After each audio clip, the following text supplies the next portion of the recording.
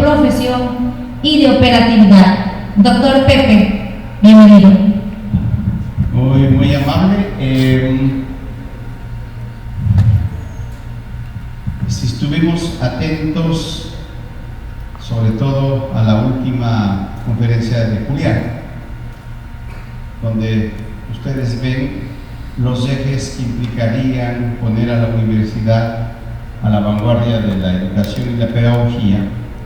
Entonces, a mí ese contexto que desarrolló Julián me sirve enormemente para lo que yo voy a hacer es trabajar, que sería una pedagogía. Porque ahí se dijo, hay que hacer un modelo pedagógico, pero ¿cuál? ¿En qué consistiría eso? ¿Cómo sería? ¿Cuáles son sus ejes centrales? Entonces, yo en este instante voy a proponer lo que sería una pedagogía para el desarrollo humano integral. Yo le veo a esto una consecuencia fundamental, que es la que está a continuación. Implica, y es un compromiso que yo tengo, implica rescatar la figura profesional del profesor.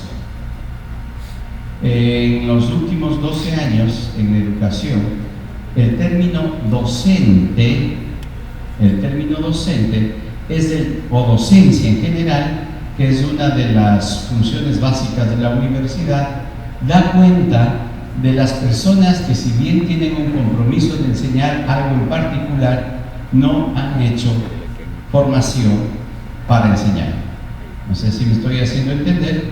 Es el abogado, es el ingeniero, es el juez que da clases, que circunstancialmente da clases, que tiene posiblemente un gran dominio en el campo disciplinario, pero no han sido formados en aspectos de formación humana.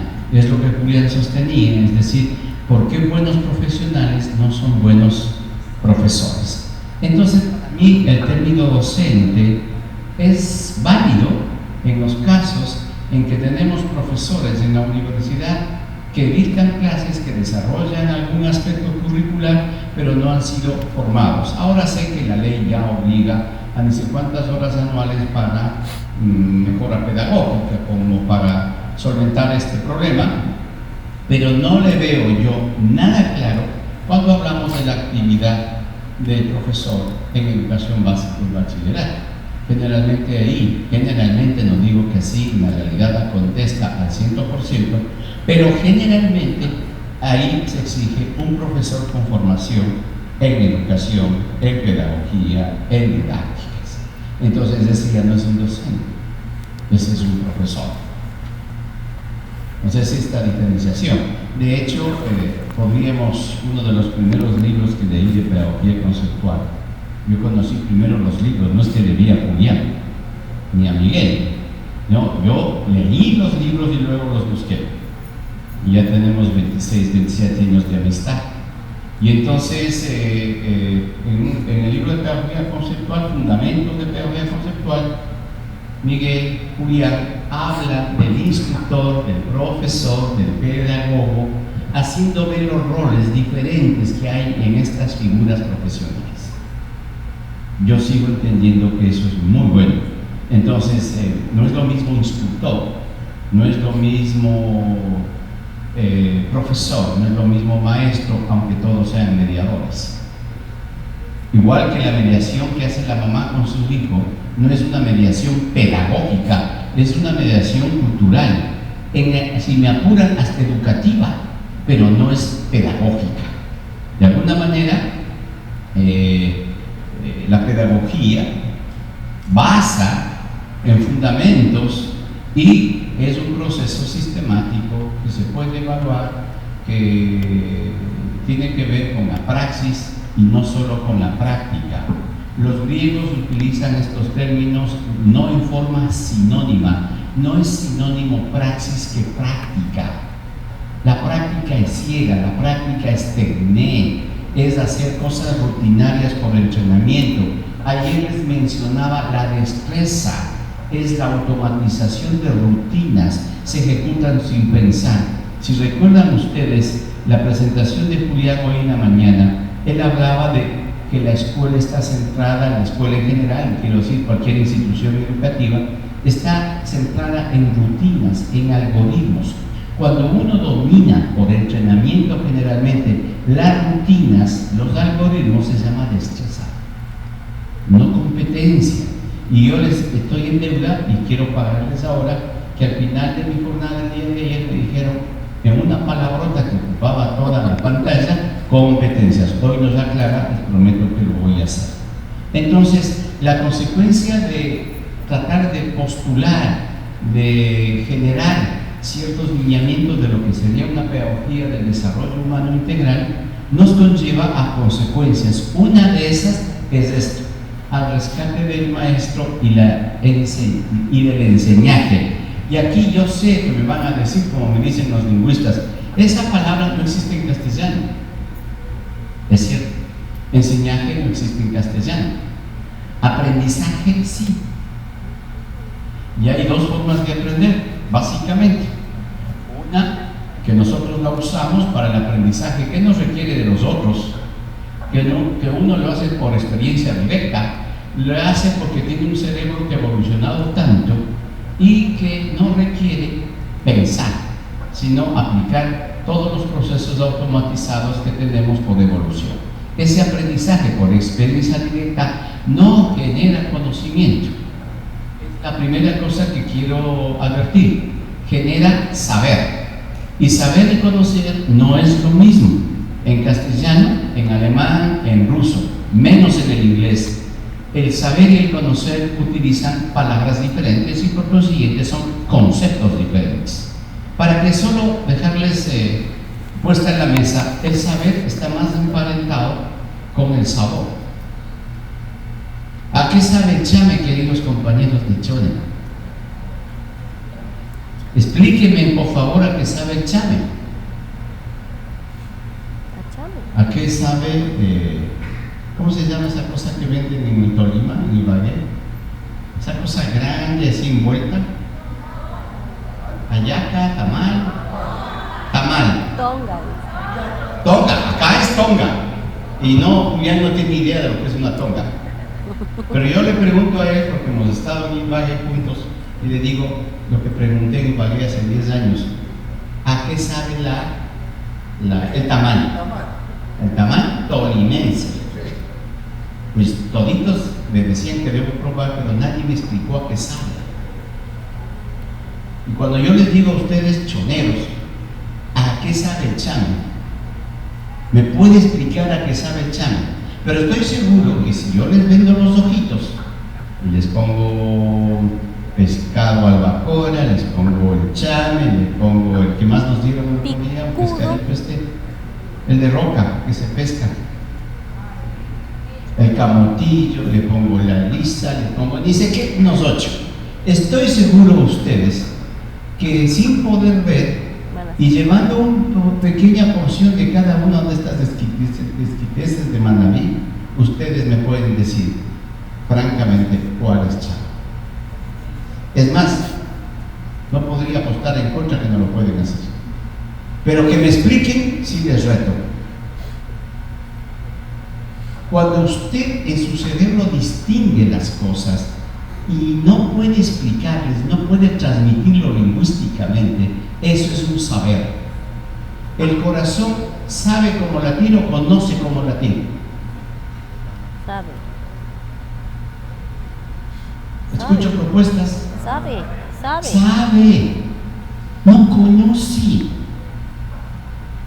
Por consiguiente, el conocer, al menos en castellano, en ruso y en alemán, es un verbo que nos indica la necesidad, ¿sí?, que tenemos de usar el lenguaje.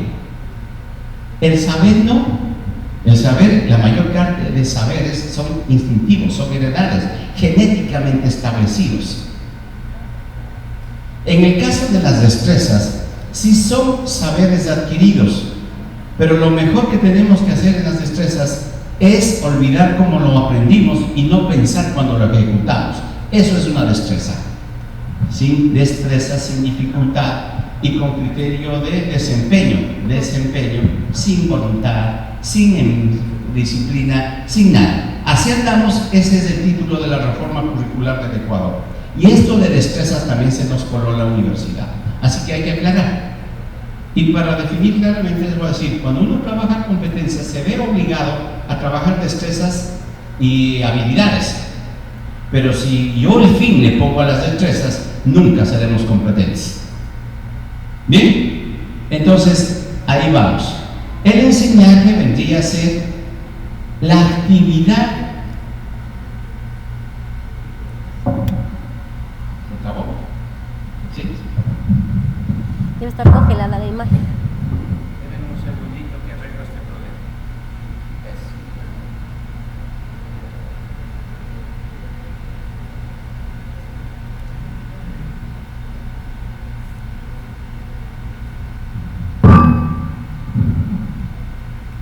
Ya. Con estos antecedentes, este señor que es muy conocido en el mundo provocó una cisma hace algunos años, hace algunos años de pedagogía conceptual. Una mala persona no llega nunca a ser un buen profesional. Esta frase para mí es fundamental, impactó mucho cuando yo hago diseño curricular. Si hemos de hacer caso a alguien que ha dedicado su vida entera a descifrar la mente humana, a sacarle provecho pedagógico, educativo, entonces si una mala persona nos llega nunca a ser un buen profesional y nosotros funcionalmente queremos que la otra gente sea buen profesional, hemos de entender entonces a qué hacer buenas personas. Sería una conclusión, sería una derivación lógica inmediata. Por consiguiente, yo he revisado cientos de perfiles y nadie formula una competencia, una finalidad que implique que los profesionales sean buenas personas. Solo están pensando en qué tienen que hacer y responder profesionalmente. Entonces, si la síntesis de la vida de un hombre entregado a descifrar la mente dice que para ser un buen profesional, previo requisito necesario es ser buena persona, pues si no lo hacemos caso, entonces simplemente estamos generando mano de obra y tenemos problemas con las personas. ¿Ya? Y además hay otra frase que ha impresionado mucho que dice: aprender es el único antídoto contra la vejez. Mientras hagamos y nos esforcemos por aprender, poco habrá ese alemán que se roba las ideas de la cabeza. Mientras más actividad tengamos, se ha estudiado que los viejitos que ya se jubilan, aquellos que se dedican pues simplemente a hacer cosas rutinarias, a no dedicarse a un afán que implique aprender, que implique ciertas cosas como la jardinería y otras cosas, ellos sufren más ataques de olvido, que se les roban las ideas, que pierden la memoria, ¿sí? Más ataques hasta físicos. Por consiguiente, tener la actividad cerebral, estar en constante esfuerzo de aprender, te da una vejez más saludable. Si no es porque quiere enseñar, pues si quiere ser menos viejo y un viejo que pueda hacer algo, aprenda, lea, siempre esté en ese compromiso. Es Howard Gardner, y esa frase y esa cosa que está ahí lo hizo hace 2 años en la última conferencia que yo le pude seguir en Barcelona, España. Bien, voy a hacer un poco de lo que trabajamos el día de ayer. No es exactamente un diseño curricular, sino es un poco la misma lógica de formular un sistema como un objeto de estudio. Entonces la idea es cómo generar una experiencia de formación humana. ¿Qué sería formar seres humanos? Y experiencia, de una vez por todas, me voy a poner acá para no cruzar ahí, y experiencia, en Grecia, experiencia o experimentado era la persona que salía de Grecia y visitaba Europa, visitaba el Asia, visitaba la India, visitaba los países del Asia Menor, Siria y todos los países, y también pasaba al África. Era el hombre que viajaba, conocía otras culturas, otras formas de entender, otras lenguas, otras comidas. Y lo primero que entendieron los griegos cuando regresaban es que hay otras formas de ver el mundo. Esto abrió las molleras de los griegos. y por eso durante siglos fueron el cupo del mundo, fueron realmente el centro de la cultura europea y mundial, diría. Y entonces experiencia no es lo habitual, es el prefijo que explica por fuera, y perímetro viene del término perimetrum, que significa por fuera del perímetro habitual. Por consiguiente, aunque hayan defensores de la experiencia directa, solo hay aprendizaje en la experiencia cuando está por fuera de la rutina, por fuera de la habituación. Ese es por fuera. Solo cuando hago cosas diferentes se genera experiencia y puede generar aprendizaje.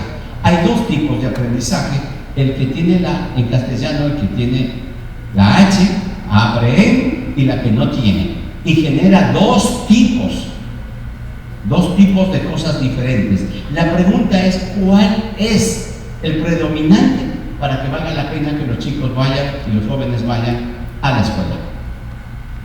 Eso sí lo voy a postular y lo voy a defender. Entonces, dado esto, experiencia de formación humana, ¿cómo es que formamos seres humanos? ¿Sí? ¿Cómo hacemos seres humanos? Porque la tesis inicial es que los seres humanos nacemos profundamente inmaduros. Es la especie más dependiente de todas las especies de la Tierra. Tan dependiente que también es un mito que nacemos libres.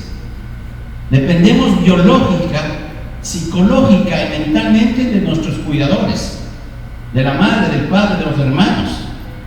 Y esto implica que cuando más gente interactúa con el bebé, con el niño, y más ricas son esas interacciones, la inteligencia sale favorecida.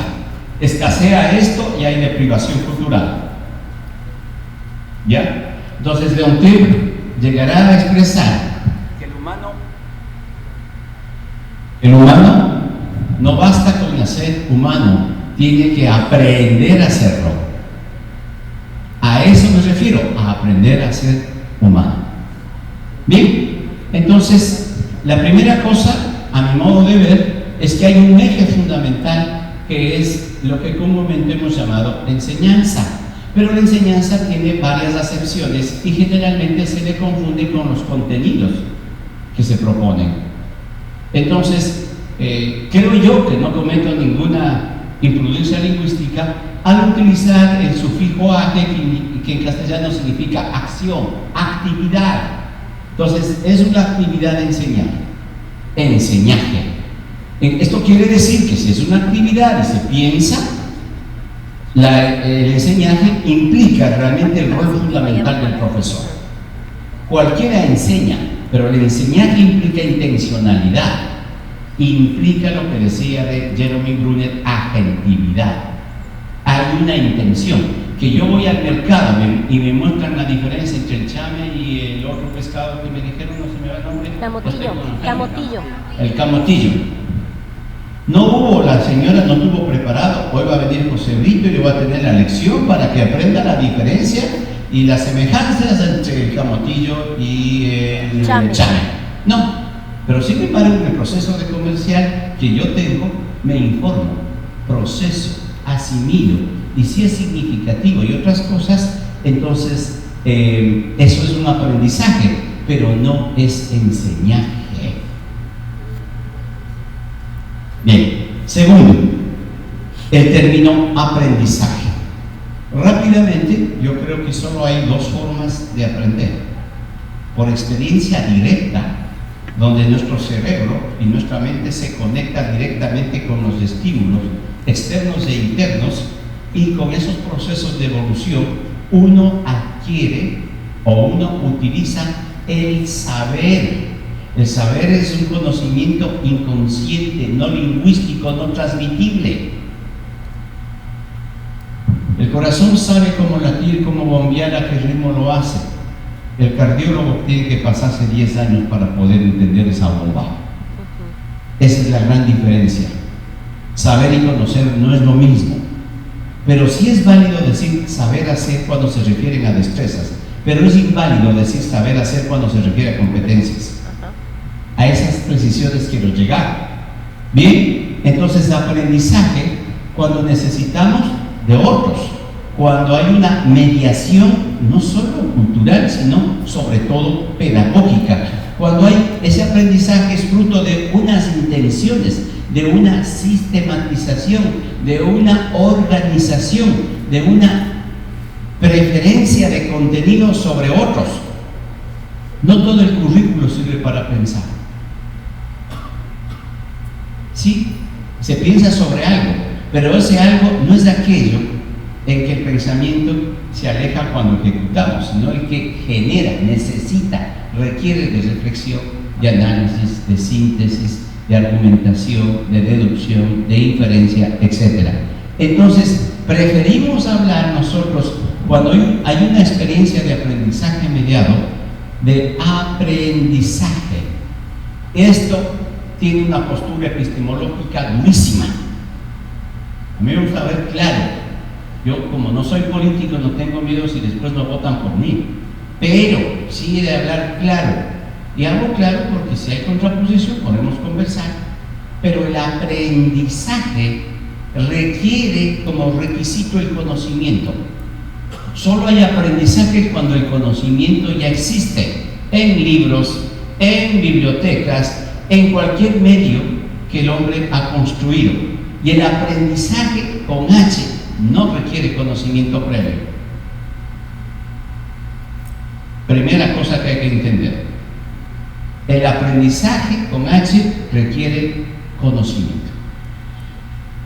Por consiguiente, esta es una postura anticonstructivista. Nosotros no construimos el conocimiento.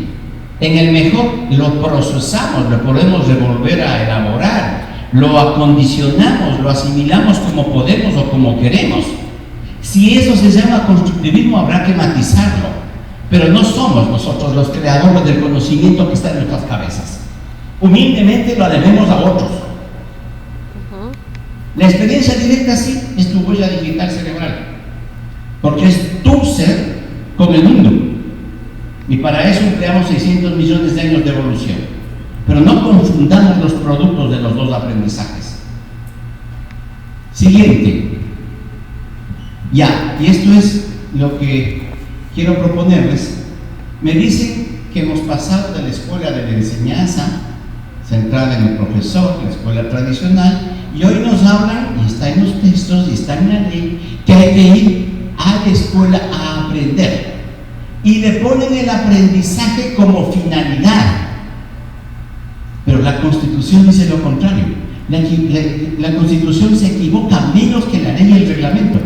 La Constitución habla de desarrollo integral, no habla de aprendizaje. Busquen el término aprendizaje en la Constitución y vean y usen el término desarrollo. Realmente la finalidad que debería uno buscar es desarrollo. Ya vamos a ver qué significa. Por consiguiente, si este es el fin, tanto el enseñaje como el aprendizaje son medios, no son fines. Y este es un problema gravísimo al diseño curricular. ¿Por qué es lo que yo promociono? ¿Aprendizajes o busco desarrollo en las personas? Y la formulación, inclusive lingüística, son diferentes. Bien, y esto solo puedo llegar a decir porque no me he quedado solo en el currículo, sino aspiro a reflexionar lo que se debe hacer, y eso es pedagogía.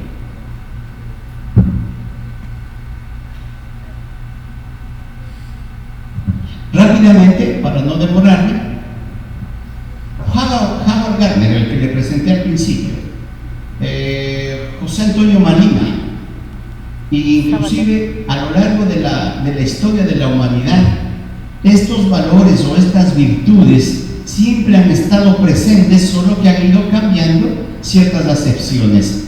O sea, si yo quiero que la gente piense más realistamente, piense conforme la realidad, en la realidad y para la realidad, yo tengo que buscar la verdad.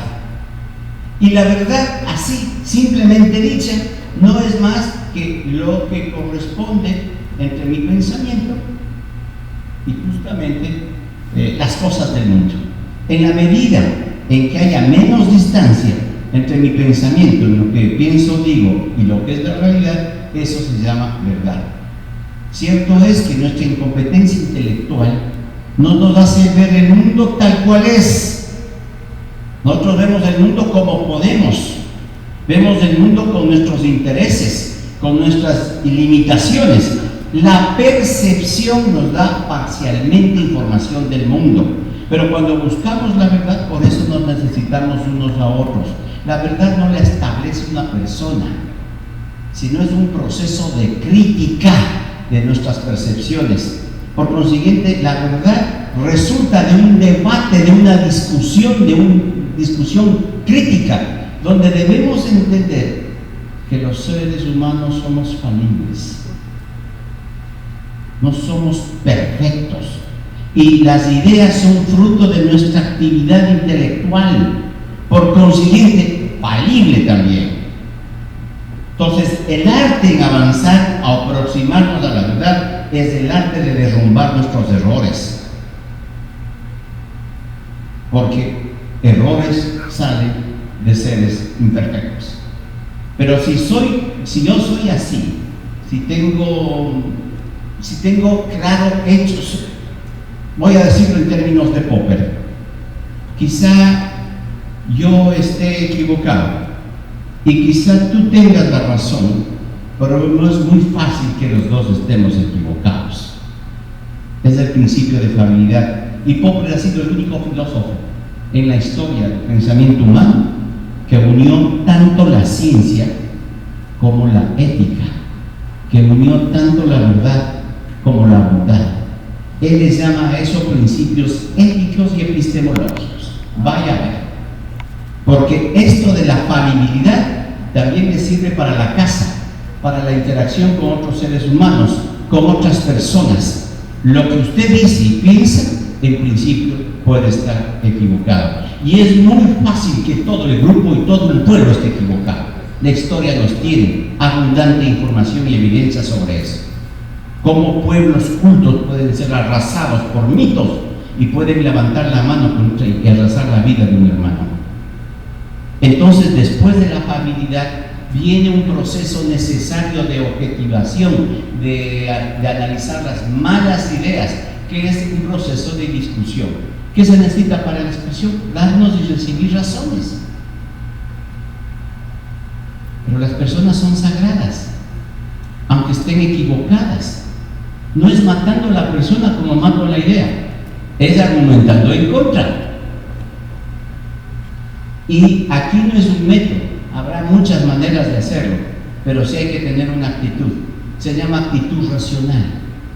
La actitud racional es la predisposición a convencernos unos a otros, a darnos razones, a darnos argumentos en favor o en contra de una tesis, de una teoría, de una hipótesis.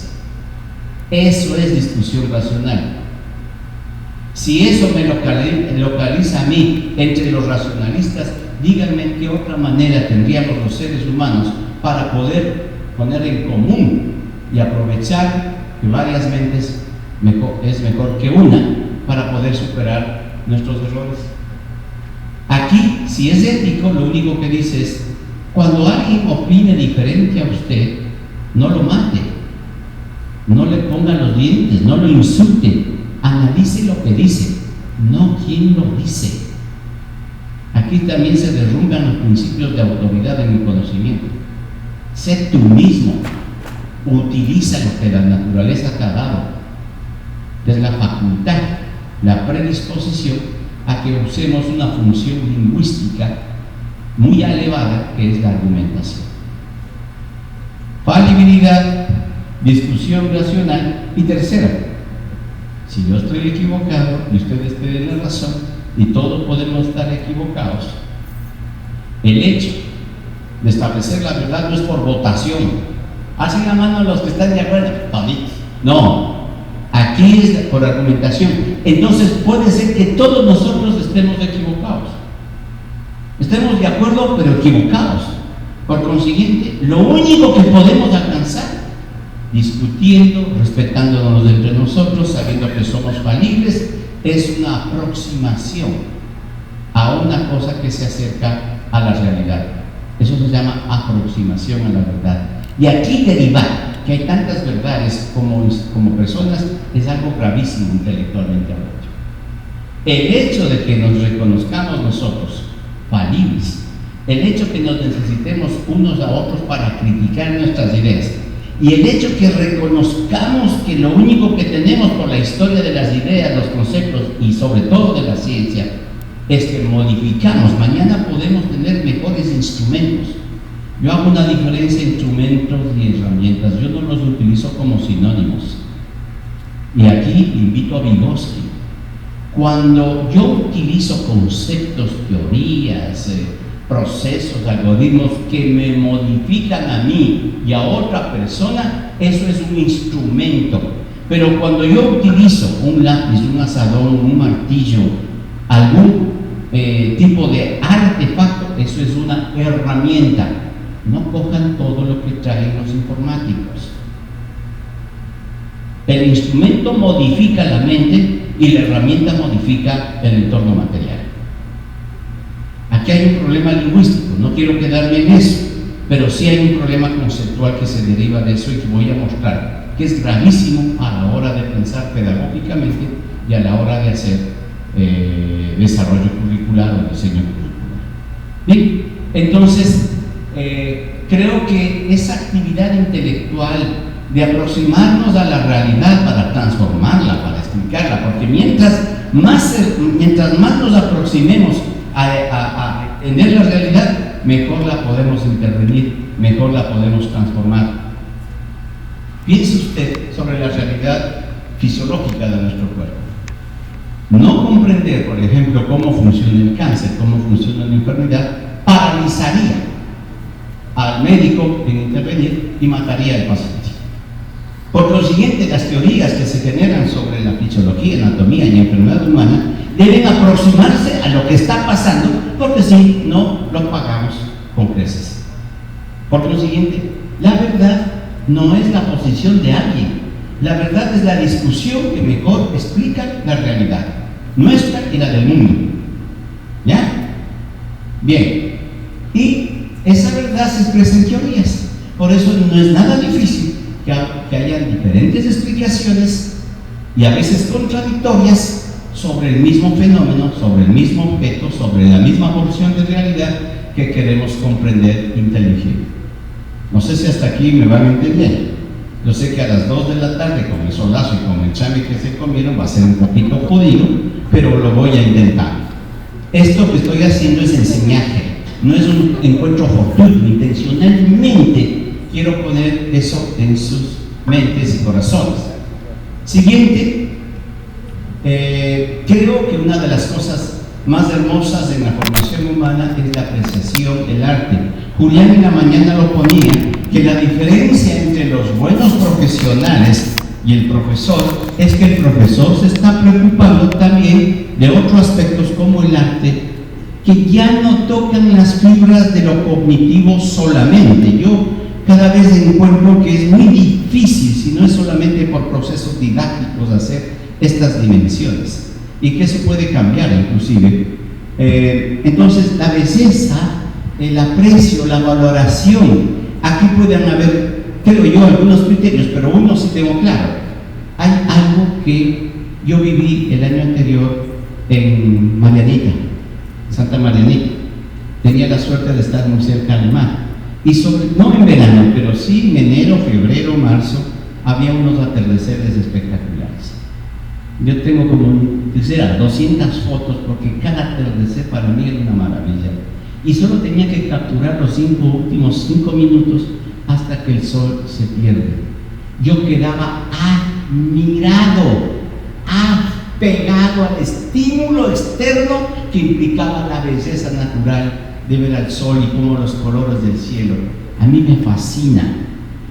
¿Sí? Eso es admiración. Aquí también hay otro problema lingüístico. Ver, mirar, admirar y observar forman una familia léxico del verbo ver, pero son cosas diferentes. Cuando yo digo observar, va de mí hacia afuera. Yo busco algo en la realidad para confirmar para negar, para afirmar o para sustituir mis explicaciones a hipótesis que previamente yo elaboré sobre el mundo o sobre mí mismo.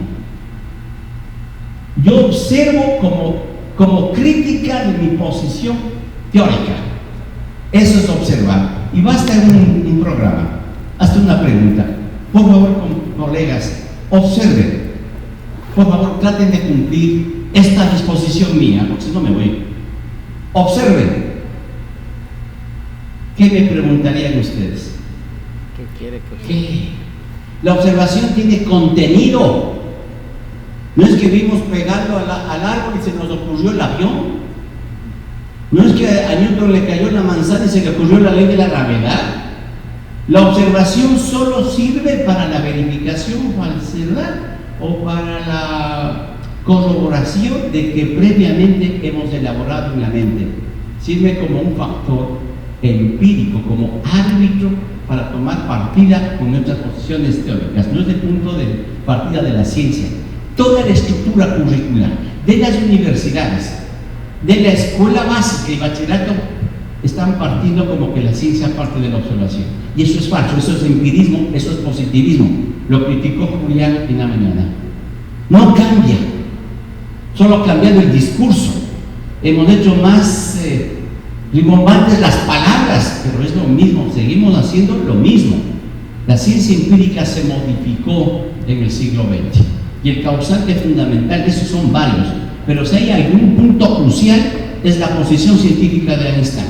Einstein no vio nada de lo que dijo, no observó nada de lo que expresó ni de lo que escribió, todo es imaginación. Él tuvo que esperar 5 años para que los astrónomos en el eclipse de 1919 en varias partes del mundo corroboraron. Además tuvo una posición estrictamente ética que no lo tuvieron sus antecesores y muchos de sus posteriores seguidores. Les dice, si ustedes en el eclipse no ven una diferencia de ángulo entre la luz que entra y sale, si no hay un ángulo de desviación, todo lo que yo manifestaba es falso. Era la primera vez en la historia que alguien hacía eso en ciencia. Todos los demás verificaban, trataban de corroborar lo que ellos decían y falsificaban datos con Newton a la cabeza. La ciencia también es la ciencia de las mentiras y de las obsesiones. Por eso cuando se estudia a Einstein, rompe la tradición. Todo lo que Einstein escribió, todos los cálculos surgen de su imaginación. Él cerraba los ojos y veía lo que los genios ven, la música en colores, en imágenes y no en sonidos. Einstein veía qué pasaría si viajo la velocidad de la luz, cómo es que los planetas, unos giran en un sentido, otros no giran. Yo lo imaginaba, y cuando lo imaginaba, tengo que demostrar cómo, con ecuaciones matemáticas. Eso es la ciencia actualmente. Y se dijo algo, ¿verdad? Como tratemos en la sociedad a la ciencia, así tendremos o no el progreso. Seguir creyendo que nosotros, con el contacto directo con las cosas, en la selva, en la calle, vamos a aprender la ciencia que se ha inventado en los últimos siglos, es ingenuidad. Y por qué no decir, es pedagogía irresponsable. Bien, pues disciplinariamente la belleza, toda esta manera de entender, tiene que ver con la estética. Pero me quiero centrar en la bondad. Hoy también Julián habló qué pasaría si los niños abandonados en la selva, cómo se comportan, y no quiso decirles más. Ayer fue ya el señor de las moscas. Entonces no les quiso decir porque quería invitar. Pero la mayoría decía, no, se van a llevar muy bien, va a ser un estado democrático, los grandes cuidan a los pequeños. Vuelven a las cavernas, son salvajes, se matan entre ellos. Esta tesis la hacía Vygotsky a sus compañeros y a sus discípulos hace más de 100 años atrás. Enfermo de tuberculosis, la gente no tenía miedo de contaminarse con tal de escuchar al maestro y al genio. Y él les decía, piensen un rato, piensen, imaginen, ¿qué pasaría si todos los adultos de la Tierra desaparecemos? ¿Qué pasaría con las generaciones que quedan sin adultos, sin mediadores, La conclusión a la que se llegaba, no creo que sea difícil de entender esto, es que los niños volverían a las cavernas, si es que sobreviven. ¿Ya? Así que les hayan dicho lo que les han dicho, los adultos somos importantes para los niños. Padres, madres, mediadores, profesores son seres muy importantes para los niños. De hacernos atrás y dejar que supuestamente un limbo espontáneo y selvático y naturalista forme a los seres humanos, pues me parece de una irresponsabilidad total. ¿Ya? Entonces creo que la bondad, de todas estas dimensiones, la bondad es la que más contra natura va. Esto contraría la tesis de Rousseau, el hombre salvaje. Los adultos son los que enferman y dañan la mente de los niños. Los adultos, entonces hay que desaparecer la sociedad adultocentrista de educación centrada en el padre, en la madre, en el profesor. El niño, como es angelical y buenito, ni siquiera reconoce el pecado original, entonces solito les va, así como el huichihuille, ¿cómo se llama? Renacuajo, abandonado en el estanque. Si la temperatura y el agua no se seca y si no hay depredadores, el huichihuille no hace esfuerzo para que sus branquias se hagan pulmones y sus aletas se vuelvan patas y salga al poco tiempo como un bonito sapo. ¿Ya? Tesis piagetiana del espontaneísmo del desarrollo. Vygotsky dirá, si no se interviene, no hay desarrollo. Y el aprendizaje, y esta cosa es terrible, el aprendizaje es el que provoca el desarrollo. Cuando llegué al ministerio, hablaban del bachillerato, hablaban de eso, preocupados de eso, ¿no? Y solo el 52% de los chicos tiene atención preescolar en este país. No es obligatoria. Y por desgracia, la educación más importante, la intervención pedagógica más importante, no es obligatoria. Y hay 4 formas. 1, la del ministerio. 2, la del MIES, la del que hacen cuidado de desarrollo. 3, ahora hay el homeschooling, que es una fase educativa, la quieren resolver haciendo que los padres hagan como de profesores de los chicos. Lean los artículos de Miguel a ver qué piensa sobre ello. Y hay un grupo del 48% que no tienen ninguna formación. Y sin embargo, el primer año de básica, llamado preparatoria, es obligatorio. Piensen en la maestra de preparatoria. 4 grupos totalmente, radicalmente diferentes. Trabajen ahí. Que no se hayan matado, suicidado y no hayan abandonado, solo eso merece medalla al héroe nacional. Pobrecitas. Y piensen en esto. Están prohibidos de enseñar a leer tempranamente y a pensar reflexivamente los chicos del preescolar. Preparatoria es como acomodarles para la básica. Está colgado en el sistema de básica, ¿no? Y en segundo grado le entregan 5 libros: matemáticas, sociales, naturales, inglés, y me estoy olvidando de uno. Lengua y literatura. Lengua y... ni siquiera es lenguaje, es lengua y literatura. No saben leer porque están prohibidos, porque ni sé qué falla, porque pobres los guaguas que se cansan, entonces le dan, sin saber leer, tienen que en segundo de básica, tienen que recibir 5 libros. Va a ser lo que hacen los chicos con los libros. Se comen. Pero literalmente, lo que le pasó a nuestro héroe indígena Atahualpa, cuando le entregaron la Biblia, la olió, la saboreó, la golpeó, no sabía nada sino a guardar y lo botó, pues. Hay que matarle al indio. ¿Ya? Si lo que vale un libro no es el papel, es la manera como tenemos señales, signos que se decodifican y se asimilan en forma de conceptos en el cerebro. Eso es leer. Bien, entonces la bondad es algo que hay que enseñar, que hay que mostrar, que hay que buscar. Esta fundamentalmente tiene que ver con buena persona. Pero buena persona que sea ignorante también no sirve de mucho. Entonces, la idea de la formación humana es sazonar estas dimensiones. Hay unas estructuras disciplinarias y curriculares que pueden aportar más en una dimensión que en otra, sí, pero creo que tenemos que nosotros saber qué ser humano queremos formar, qué ser humano podrá aprender 13 años consecutivos antes de ser una persona que se valga por sí misma. Hacer currículo es la cosa más complicada que puede existir. Yo lo único que tengo de 25 años de estar en esto, 30 años, es la evidencia más grande de la incoherencia intelectual y pedagógica. Los discursos no estamos de acuerdo. A la hora de decidir, decidimos por lo mismo, por más de lo mismo. Si le ponemos en contexto, diríamos que la verdad nos provee de explicaciones. Una explicación, una forma de decir una explicación, lingüísticamente es una teoría. A veces yo sé que hay filósofos que han influenciado mucho en todo lo que es la historia de la ciencia, como Kuhn, por ejemplo, cuando utiliza el término paradigma.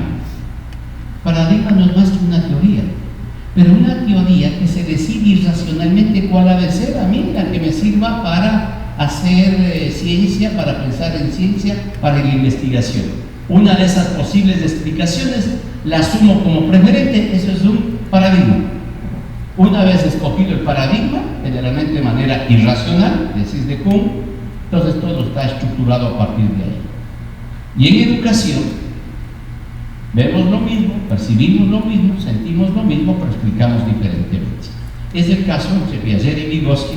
Viendo los mismos procesos de desarrollo, de mejora de los seres humanos, las explicaciones son diferentes. Vygotsky apuesta por la educación, por los maestros, por la intervención. Vygotsky dirá, pues no dejen el wiji puede crecer el niño, acabará siendo adulto pensante reflexivo. Lo cierto es que la evidencia actual dice que no tiene razón Piaget, pero todos nuestros trabajos están orientados en Piaget. Por consiguiente, no es lo mismo en educación inicial poner como énfasis en el título del libro, un libro asisote del currículo de educación inicial, desarrollo y aprendizaje. Cuando yo estuve en el ministerio les dije, un cambio voy a hacer. ¿Cuál? Aprendizaje y desarrollo. No lo entendieron sino hasta la semana, que tuve que llamarles a enseñarles la diferencia fundamental. Bien, entonces esto sería un poco los ejes fundamentales de las dimensiones formativas y la realidad en el contexto. Hay circunstancias, pueden favorecer, pueden estropear todas estas intenciones que tengamos de formación. Entonces es bueno analizar la realidad, si es favorable, si no es favorable, y qué tenemos que hacer en el campo de la formación humana. Vuelvo a insistir, el problema de los medios fines. Esto es toda la bronca del siglo XX y todavía sigue ahora. No entender qué es un medio y qué es un fin. En pedagogía se confunde esto. El enseñaje, esta actividad del profesor, intencional, planificada, sistemática, graduada, si usted quiere, eso para mí implica agentividad. Es un término de Jeremy Brunner que expresa que los seres humanos, cuando utilizamos nuestras capacidades intelectuales, afectivas, de pensamiento, para que la realidad cambie en nosotros y en otras personas, entonces eso es agentividad. Nuestras acciones, nuestros niveles ejecutivos siempre están guiados por propósitos, por finalidades, agentividad. Esto caracterizaría cualquier proceso de aprendizaje siempre desde el enseñaje. En el aprendizaje, pues aunque nos duela, ha sido una tesis permanente del equipo de Julián y todo, es memoria semántica. Lo debemos a David Abzug, la diferenciación entre memoria repetitiva, mecánica, y memoria semántica a largo plazo, en lo que Puñal recalcó: reestructuración, modificación profunda y permanente de nuestras maneras de ser, pensar, sentir. Si eso no se modifica, no hay aprendizaje. David Ausubel diría, yo más bien estoy citando la obra del 96 últimamente, porque él quita toda la historia del aprendizaje por descubrimiento por inservible en el siglo XXI. Por inservible. Los puedo leer, página 17, tercer párrafo. Y toda la postura anticonstructivista en la página 16, segundo párrafo. ¿Por qué hablo así? Porque lo uso. No porque me lo he aprendido de memoria, lo uso en clases, hago leer a la gente. Por eso es que ahora un constructivista serio, aunque siga siendo ingenuo, ya no cita absurdo. Bien, entonces, memoria semántica. Esto implica que hay, ¿por qué adjetivizamos por semántica? Porque en el lenguaje será la cosa más importante. Pero no para que el alumno repita lo que el profesor, sino para provocar, para incitar, para intercambiar, para transformar. Es diferente. Y esto que está pasando aquí, todos no me molesta, no están saltando pesas, ni están moviendo los pies, ni están saltando. Eso es pasividad física, sí, pero no es pasividad intelectual. Estoy seguro que para bien o para mal, ustedes están generando frente a lo que estoy diciendo posturas, aceptaciones, rechazos, reflexión. Eso es actividad mental. Recepción no implica pasividad. Ser receptivos es la actitud de dejarse convencer por razones y argumentos, evidenciar con la mente, no dejar a que yo mismo algún rato, en alguna circunstancia, se produzca un fenómeno que me diga por experiencia directa que eso que dijo el profesor hace 30 años es verdad. Bien, entonces, memoria semántica. Hay la memoria repetitiva. Sí, es básica, sí, pero todo el currículo enseñado de esa manera es ridículo. Hay cosas que uno tiene que enseñar desde la base de una memoria repetitiva. Algunas, no todas. Uno tiene que distinguir inclusive la dosificación y el tipo de ejercicio o de estrategia que puede provocar un tipo de aprendizaje y otro. Pero la mayor parte de la educación escolarizada se da por memoria semántica, por intervención del profesor. Y vamos, ¿qué es desarrollo? Ahí hay que leer a Vygotsky. Y hay dos puntos, dos niveles. Uno de partida, que podría llamarse desarrollo real, lo que un alumno, una persona puede hacer solo. Lo que está incorporado. Lo que el aprendizaje produjo como en efecto en el sentir, en el ser y el pensar. Y el otro nivel, que sería el potencial, el próximo, el más allá, que solo puedo llegar con el apoyo, con la ayuda, con la intervención de personas más capaces, sobre todo del profesor, que se supone que está preparado para eso. Se supone, digo, porque hoy nos evidenciaron que no. Por siguiente, ¿qué es lo que hace el desarrollo? Transforma la realidad, la mía y la de otras personas. ¿Qué es transformar la realidad? Por ejemplo, en términos de desarrollo, hacer, pensar y sentir cosas que antes no podía. Eso es desarrollo. Poder hacer cosas, poder pensar en cosas y poder sentir otro tipo de cosas, implican personas y cosas también que antes yo no podía. En ese proceso de aprendizaje, sí, muchas veces esforzado, disciplinado, nos rompen los esquemas, condición cristiana para el aprendizaje. Si usted no desestabiliza, la gente no quiere aprender y acabará memorizando. Y entonces, en ese proceso, yo puedo hacer con el tiempo y el esfuerzo y la dedicación cosas, puedo ejecutar, puedo pensar, sentir lo que antes no podía hacer. Tal tal vez es la forma más intuitiva de decir que es desarrollo, ser más capaz de hacer cosas, de pensar y de sentir. Eso es realidad transformada. El primero que se transforma es el que aprende, el que enseña también. Bien, ¿qué más?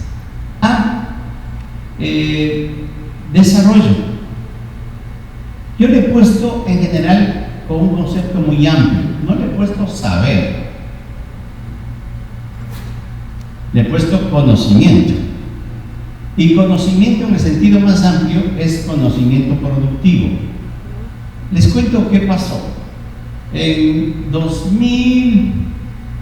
el 2014, yo era director de Desarrollo Pedagógico del Instituto de Altos Estudios Nacionales. El rector era el doctor Arturo Villavicencio, el primero que evaluó las universidades del país, con el mandato 14 de los asambleístas, y se cerró no sé cuántas universidades, y se hablaba de universidades de garage.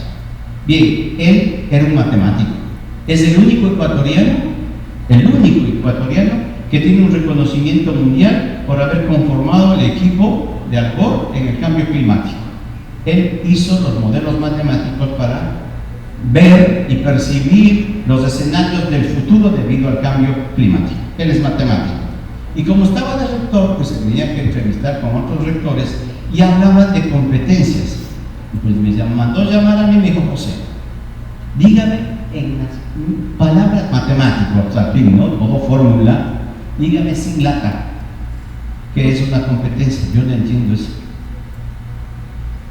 Entonces me tocó decirle, improvisar y recordar a Peter Drucker, Julián, en el capítulo 10 de la Sociedad del Conocimiento, las escuelas irresponsables. Y él dice que la diferencia entre los países y el nivel de desarrollo es que los países que han alcanzado rápidamente niveles de desarrollo económico, político, social, de bienestar para su gente, son los países que mediante la educación hicieron productivo el conocimiento.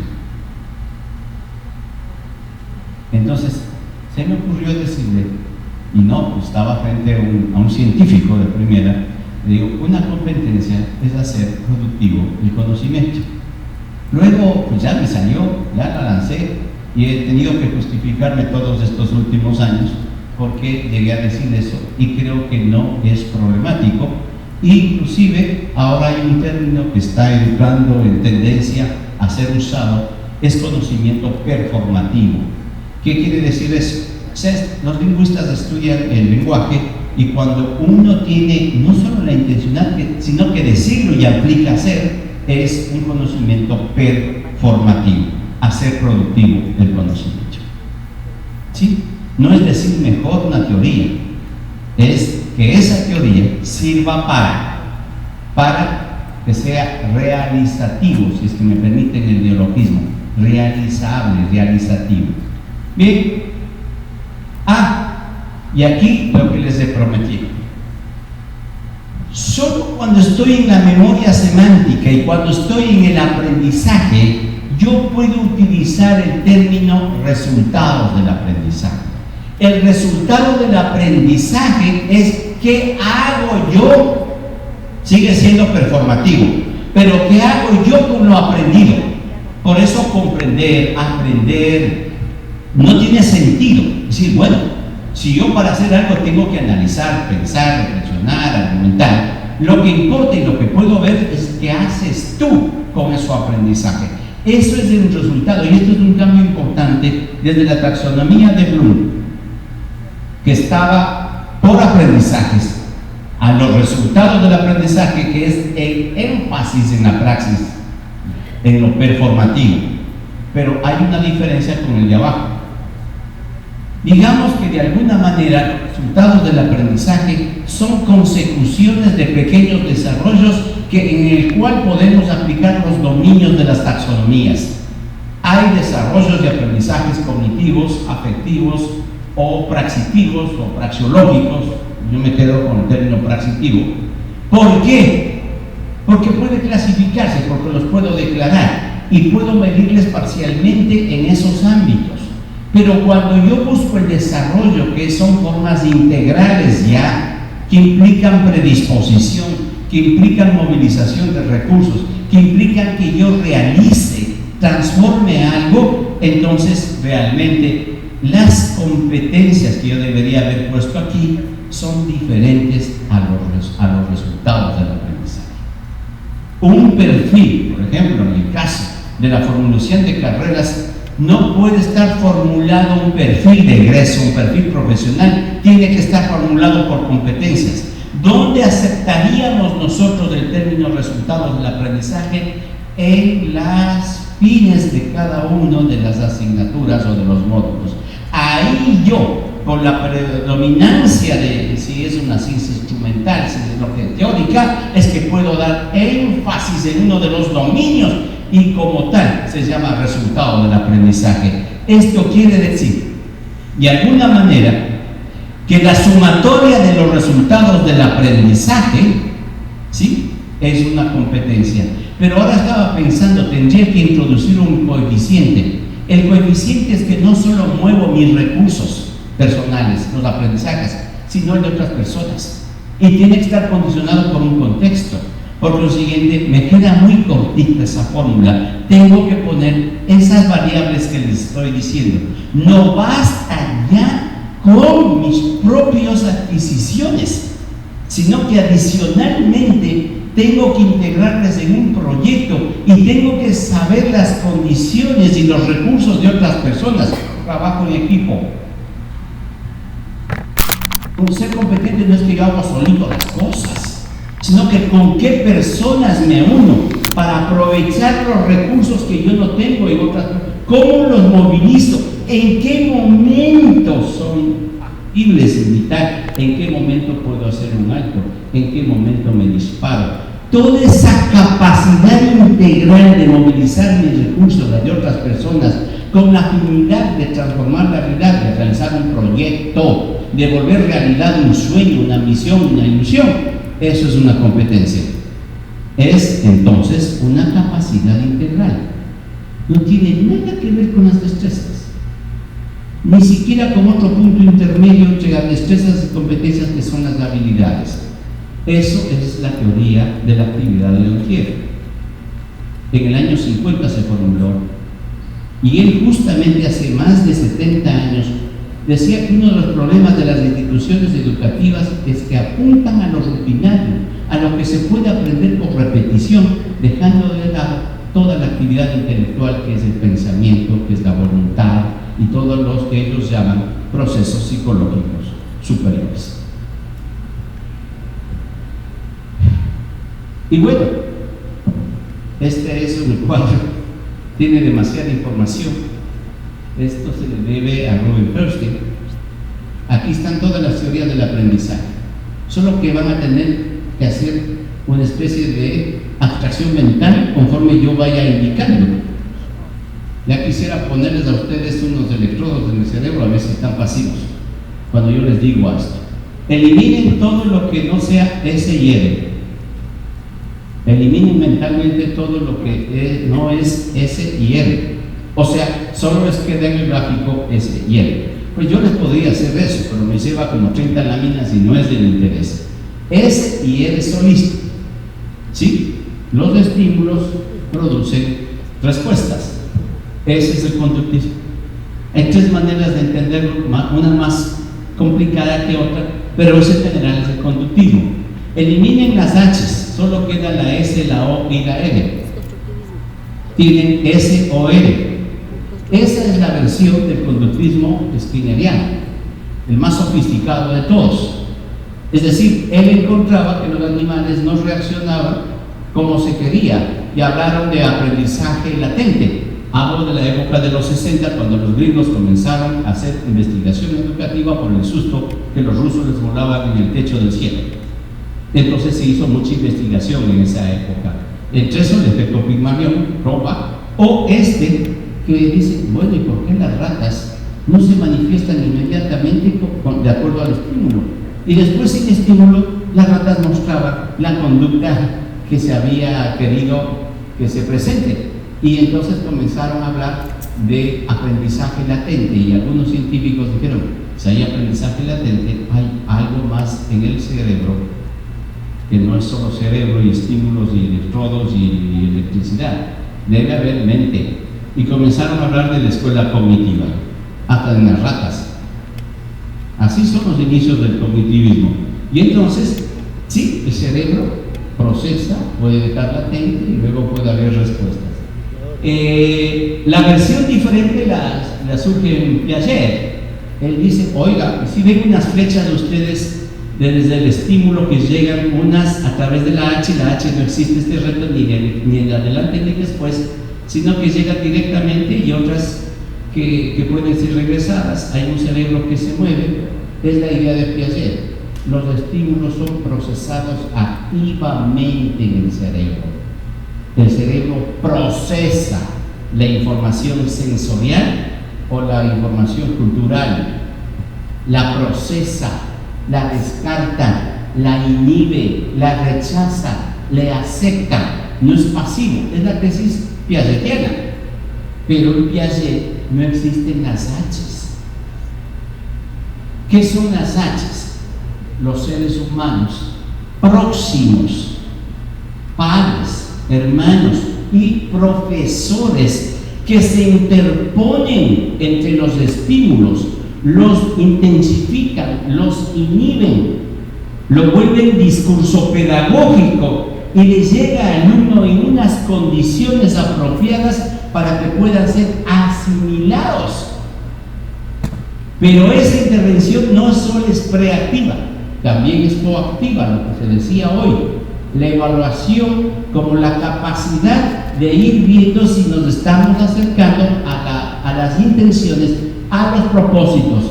No es la calificación, son los cambios de la trayectoria pedagógica, del discurso pedagógico, de las estrategias, de los recursos, en función de si los alumnos están aprendiendo o no. Por lo siguiente, hay una mediación que implica, si ves esas flechas al revés, retroalimentación, feedback, que sobre todo es evaluación formativa. Si vamos a formar seres humanos, hay que hacer evaluación formativa.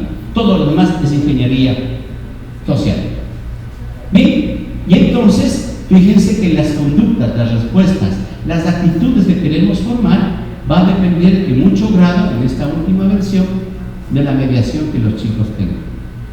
No somos animales silvestres, pero si estamos en la selva y podemos sobrevivir y no somos bocadillos de animales, es obvio que todo esto no nos sirve si no nos va a funcionar el saber, la capacidad instintiva de supervivencia. ¿Ya? Y aquí tienen ustedes algunos criterios de mediación, la paso muy rápidamente, pero en este recuadro nosotros reconocemos que según contextos y según circunstancias, los seres humanos aprendemos de todas esas maneras.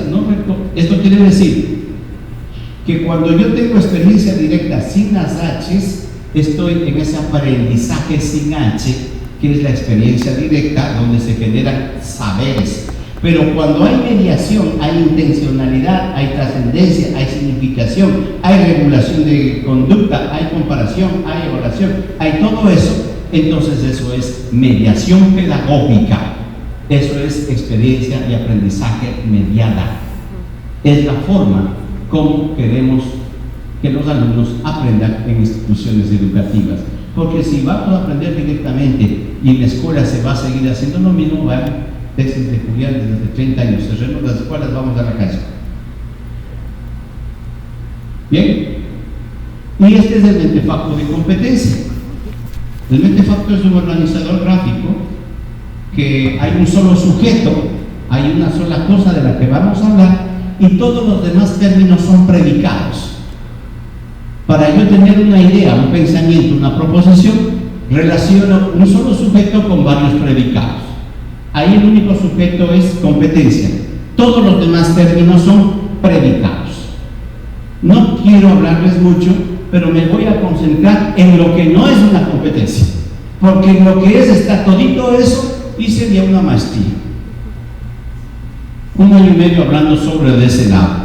Simplemente voy a concentrarme en el lado derecho, que son las competencias, las aptitudes, las habilidades y las destrezas. Son capacidades, porque aquí me valido del diccionario. ¿Qué es una capacidad? La posibilidad de hacer algo. Pero hay varios niveles de hacer Debería algo. quitar la palabra Una de esas desempeño es la aptitud. y ponerle por logro de aprendizaje. Pero la aptitud, uno no lo aprende, uno lo trae, es el saber.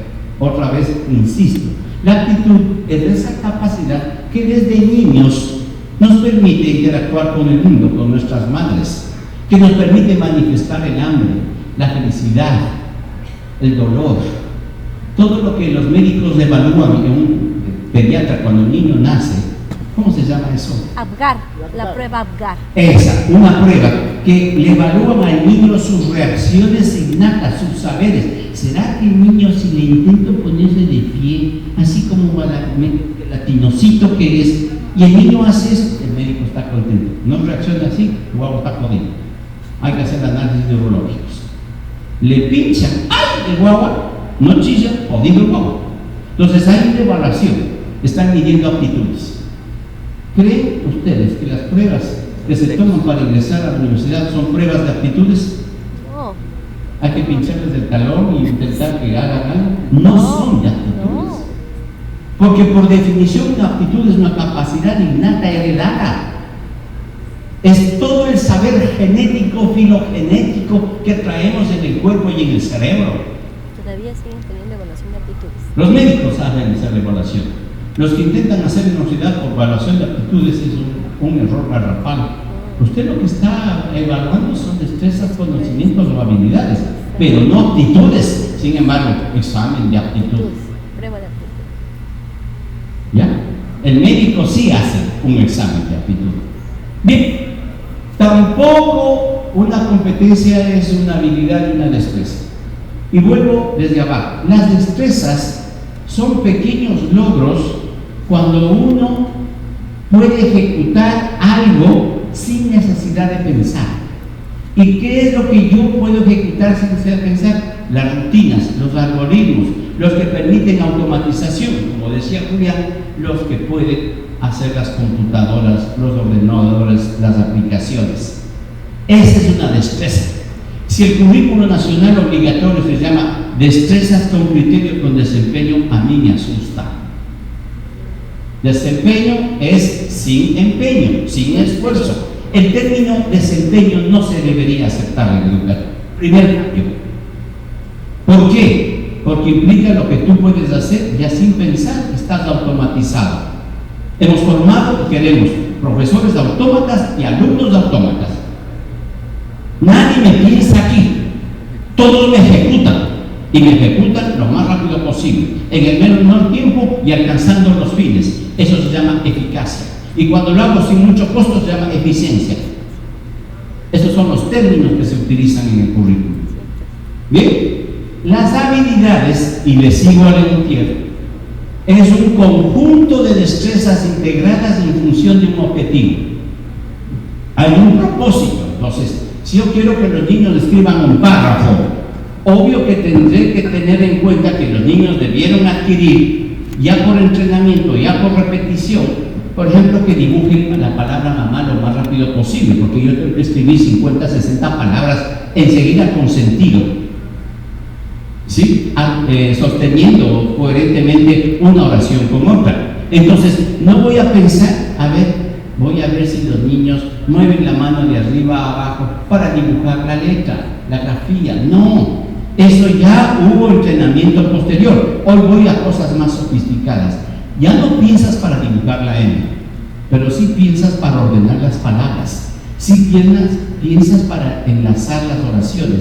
Si ya va antes, si va después, si es una tesis, si es una subordinada, si es el ejercicio de una definición, etc. Eso es una nueva adquisición. Entonces, cuando hay un fin, y yo uno destrezas de varios dominios, tanto manuales como afectivos, lo que quiera, o lingüísticos, entonces tengo una habilidad. Y cuando yo puedo integrar varias habilidades que están vinculadas con las acciones, las destrezas con las operaciones, a mí el término operar lo he abandonado. Operar es la forma más correcta de enumerar un algoritmo, una rutina. Operar implica significa el nombre que le damos a procesos específicos, técnicos, procedimentales, que pueden ser automatizados. Por consiguiente, yo digo operar cuando es sinónimo de algo que se ejecuta rápidamente, sin pensar que es una destreza. Hablo del término acción, que implica operaciones, que implican destrezas, cuando yo integro varias destrezas, varias operaciones en una acción. Tesis de Ortier. Esa acción solo puede ejecutarse si es que tiene un propósito, apunta a una finalidad. Entonces el criterio para utilizar destrezas con el fin de ejecutar, aquí sí ya con un pensamiento más táctico, es un término militar, un término administrativo, táctico, es la habilidad. Pero cuando ya escalo a un nivel donde el pensamiento es fundamental, implica largo plazo, implica pensamiento estratégico, implica proyecto, y en función de proyecto movilizo habilidades y destrezas y contenidos, no solo personales, sino de otras personas. Eso es una competencia. Y no es lo mismo trabajar un currículo por destrezas o por habilidades que un currículo por competencias. Al trabajar por competencias tenemos que integrar, necesariamente integrar, y es mala onda llamarlos por los dominios de las taxonomías del resultado del aprendizaje, porque seguimos divididos. En la competencia se rompen los dominios, porque son usados de la manera como va a requerir el proyecto, la transformación de la realidad que quiero hacer. ¿Sí ven? Entonces no hay un algoritmo, no hay un paso a paso, van a cambiar las circunstancias. Habrá momentos en que me impulse, habrá momentos en que me detenga, en que vuelva a pensar. Aquí sin pensar no se puede hacer realizable una competencia. Bueno, las otras cosas, algo les he dicho, pero de alguna manera quería, de acuerdo a la inquietud que tenían, resolver este problema. Este símbolo quiere decir no es igual, es diferente, excluye. Pero lo común en las aptitudes, en las habilidades y en las destrezas es que son capacidades. Las que son innatas aptitudes, las que son adquiridas destrezas, habilidades y competencias. ¿Por qué son diferentes entre sí? Por la complejidad y el pensamiento que se requiere. O sea, cuando hacemos un desarrollo de currículo por competencias, es obvio que nos estamos poniendo de parte de la integralidad. Si usted sigue trabajando desde el punto de vista cognitivo, praxitivo o afectivo, usted sigue fragmentando la educación. Sin embargo, hay que entender que yo puedo tener didácticas, estrategias específicas para adquirir una destreza, una habilidad cognitiva, otra praxitiva, otra emocional. Pero a la hora de utilizarlas, las utilizo en función de algo mucho más trascendente, que es la generación de un proyecto. Bien, esto me paso, esto también me voy a pasar. Es un resumen mentefactual que algún día trabajé en el Colegio Vygotsky sobre lo que sería la experiencia pedagógica, la diferencia con otras experiencias y las dimensiones que esta experiencia pedagógica tendría. Las características de esta experiencia, ¿no? Estarían aquí, pero eso, solo ese mentefacto me llevaría mucho explicar. Tengo otro también sobre la ciencia, que entendemos que es la ciencia, la ética. Aquí en las infraordinadas de ética le invité a José Antonio Marina. José Antonio Marina dice que hay 3 niveles éticos: el de la supervivencia, donde la vida está en riesgo, ¿sí? El de la dignidad y el de la felicidad. El de la supervivencia, porque todos tenemos casi instintivamente el cuidar y preservar la vida. O sea, hay circunstancias en la vida que defender nuestra vida y nuestros seres queridos es casi está en piloto automático. ¿Ya? Segundo, cuando tenemos garantizada la vida, cuando es prohibido matar y cuando está visto mal que arrebates la vida de otro, pasamos a un siguiente nivel ético, que desde la vida reconocernos seres humanos, reconocernos derechos unos a otros, etc. Esto es una conquista, esto no es natural. Piensen en el tiburón, ustedes en la costa de Malta. Se caen del barco. Yuchiticos. ¿No? Solo con la constitución de bolsillo del Ecuador, la de 2008, hecho acá en la montaña de Montecristi. Solo con ese instrumento o herramienta. ¿Qué sería un libro? ¿Un instrumento o una herramienta? Depende cómo le uses. Herramienta sí no es, porque no está hecho de hierro. Un instrumento. El libro está hecho para modificar la mente, es un instrumento en el peor de los casos. Se cae este individuo al mar, es un náufrago. El libro de Marina se llama Ética para náufragos. Y al poco tiempo, un tiburón de esos que abundan por estas aguas muestra su aleta dorsal.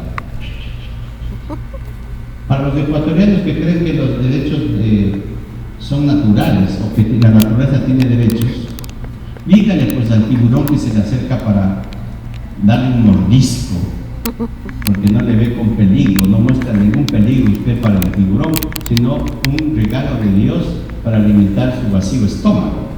Y cuando se acerca con su aleta dorsal, usted sáquele la Constitución del Ecuador y léale donde dice el derecho de los animales, el derecho de la naturaleza y obviamente el nuestro. Tú no me puedes comer, yo tengo derechos, no me puedes arrebatar la vida. A ver si eso le funciona. Hay dignidad y hay el reconocimiento de derechos solo si vivimos en sociedad. En la selva no hay dignidad, no hay derechos. Los principios de la supervivencia, matar o morir, es los que cuadran. Y obviamente, si es que esto es algo que en sociedad hacemos, nosotros podemos pensar ya no en la preocupación de la vida, aunque sigue pendiente eso. Ya podemos reconocernos derechos unos a otros, solo por el hecho de ser seres humanos, no por lo que comemos, pensamos, decimos o nacemos. Eso es secundario. Y entonces yo puedo pensar en autorrealizarme. Puedo pensar en si las condiciones básicas están satisfechas. Puedo decir, ¿qué es lo que a mí me gustaría? ¿Cómo quisiera vivir? ¿Qué es lo que me hace más satisfecho? Y hay dos tipos de felicidad. Una felicidad política. El gobierno, si se completara a hacer lo que debe hacer, nos favorecería a que los seres humanos tengamos nuestro propio proyecto, a nuestra manera de ser, no impuesta por el Estado, que es la felicidad de cada uno de nosotros. A uno le gustará una cosa, a otro otra cosa. Ese proyecto con el cual trabajo, me comprometo yo mismo, que implica autonomía, palabra maravillosa en el desarrollo del pensamiento humano.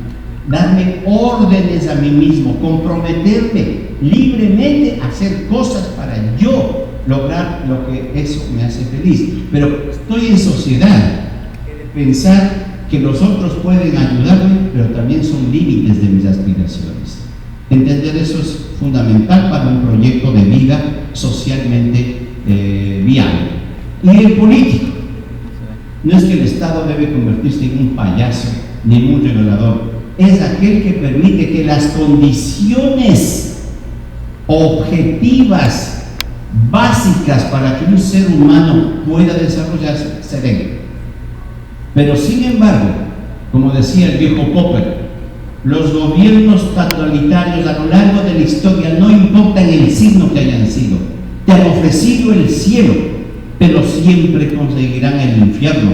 ¿Por qué? Porque pretexto de que todos hagamos el proyecto político, condicionan la libertad y la autonomía y por consiguiente el proyecto personal no se da. Entonces, aquí hay algo que va uno ganando, que es liberación. No nacemos libres, pero de a poco nos damos libertad nosotros mismos. Somos capaces de decir no al estímulo externo, a los conductistas, y no a los psicoanalistas también freudianos que creen que somos esclavos de los estímulos internos, de las funciones. De ahí que los biólogos y los nuevos filósofos o científicos de la cognición dicen que el ser humano tiene poquísimas décimas de segundo de 2 a 3 décimas de segundo, 200 a 300 milésimas de segundo, en poder decir no al estímulo externo ni a la pulsión interna. Decir no a esas esclavitudes es deliberar, es comenzar a pensar. Fíjense la importancia entonces de cultivar la capacidad de decir no, de ser nosotros mismos los dueños de nuestro comportamiento, de nuestra conducta. Este puede ser de las adquisiciones a nivel de competencia más valiosos de cualquier nivel educativo. Graduarlo, buscar sucesiones, desarrollos próximos a lo largo de la carrera o de la ruta educativa, eso es hacer pedagogía. Bueno, aquí lo que se ve es que la cognición no es una dimensión, está hecha de forma integrada de dimensiones y ya, hasta ahí llego. No quiero ahondar más. ¿Qué hora son? 3:30, hora y media me dijeron.